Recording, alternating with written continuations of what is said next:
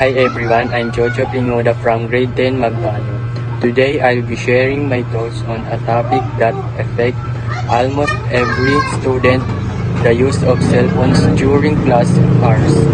Let me start with a question. Are cell phones helping you learn more, or are they actually distracting you from learning?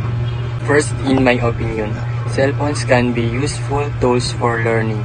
When used properly, we can search for information quickly, use educational apps, and communicate easily for group projects.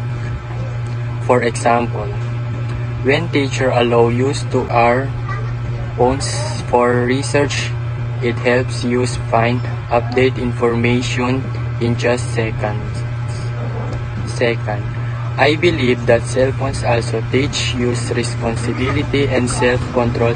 When students are guided on how to use phones properly, they learn how to manage distraction and focus on what truly matters, their education. However, I firmly assert that cell phones should not be used for personal entertainment. During class hours, watching video, playing games, or scrolling on social media can disturb both the student and the entry class. This is a time for learning, not leisure.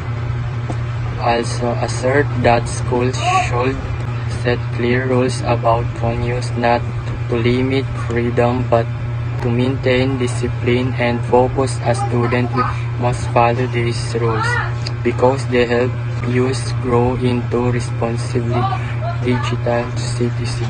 In conclusion, cell phones are not the enemy. Issue is when we use them wisely, they become powerful tools for learning.